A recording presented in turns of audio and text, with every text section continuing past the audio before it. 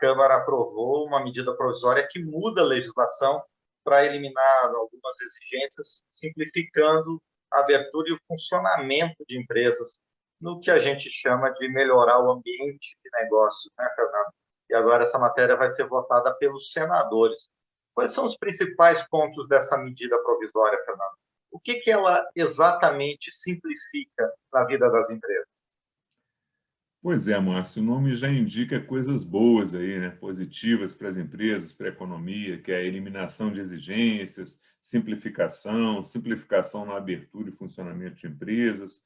Bora lá então ver quais aí as principais medidas aprovadas por essa MP. A primeira delas é a emissão automática, sem precisar de avaliação humana, de licenças e alvarás de funcionamento para as atividades consideradas de risco médio.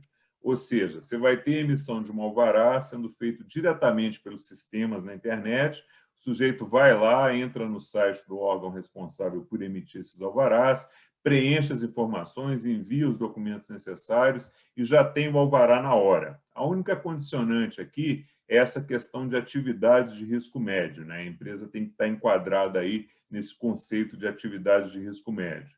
E que atividades são essas? Bom, essa classificação vai ser definida conclusivamente depois pelos estados e pelos municípios, e aí essas classificações é que vão ficar valendo e podem variar de estado para estado. Mas enquanto isso não acontece, o que está valendo é a classificação federal. E o que é essa classificação federal? Vamos lá.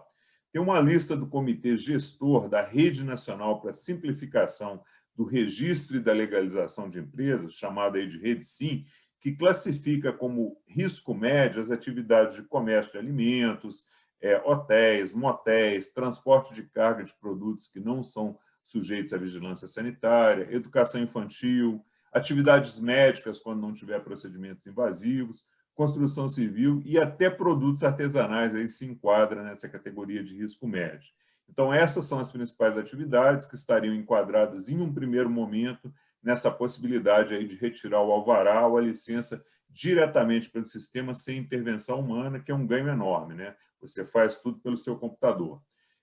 Outra mudança que a MP trouxe também sobre a validade desses alvarás é que esses alvarás, ao invés de serem emitidos por prazo indeterminado, agora eles vão ser emitidos e ter validade enquanto forem atendidas as condições e requisitos da sua emissão. Ou seja, a empresa teve o alvará emitido quando ela tinha as condições para ter, mas depois que ela parar de atender, esse alvará perde a validade automaticamente. Aí as fiscalizações é que vão cuidar dessa parte de controlar quando perde o alvará e continua funcionando ou não.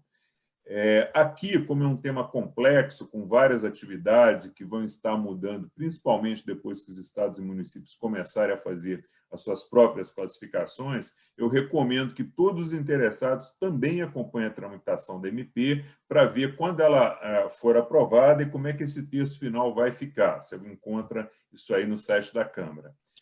Outras mudanças importantes que a MP traz, Márcio. O empresário agora ele pode optar por usar o número do CNPJ dele como nome empresarial. A junta comercial não vai precisar mais arquivar contratos e alterações depois que esses documentos forem escaneados. Acaba a proteção do nome comercial da empresa sem movimentação há 10 anos. Então, às vezes, a empresa fechava e ficava lá com aquele nome dela ali sendo usado e ninguém poderia usar o nome. Então, isso vai acabar também.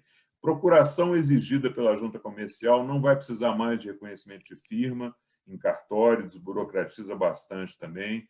Acaba com a anuência prévia da Anvisa para patente de produtos e processos farmacêuticos. É uma questão mais técnica, vale a pena também ler a medida provisória com calma. Acaba com a possibilidade do Poder Executivo estabelecer limite para a participação estrangeira em capital de prestadoras de serviços na área de telecomunicações. E, por fim, aqui um ponto interessante, né?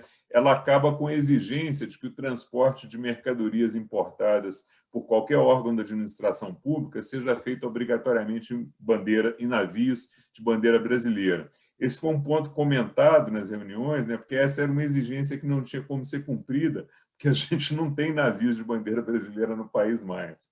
Então, a medida que estava realmente totalmente ultrapassada, né?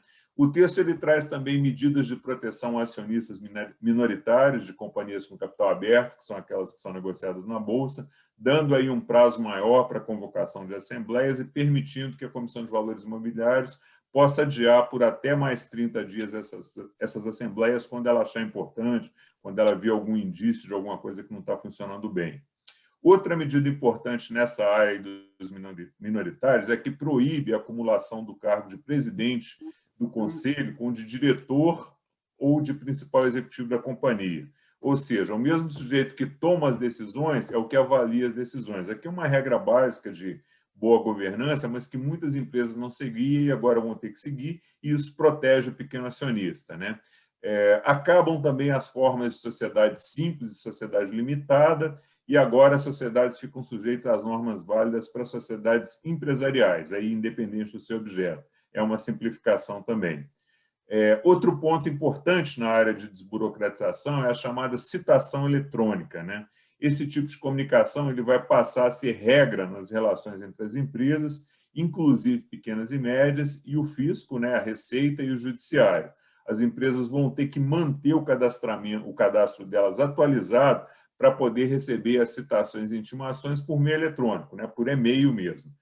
E podem pagar uma multa aí de até 5% do valor da causa se elas não confirmarem o recebimento dessa comunicação aí em até 3 dias. Bom, Márcio, essas são as principais medidas, né? Lembrando que o assunto ainda vai ao Senado, como você disse, para começar a valer e virar lei. Também é uma medida provisória grande, complexa, e a gente explica aqui os principais pontos, mas sempre recomendando a quem tem a sua empresa, quem realmente tem interesse, que pegue a medida provisória, leia no detalhe e se informe bastante para ver se pode ter algum benefício com ela. É isso aí.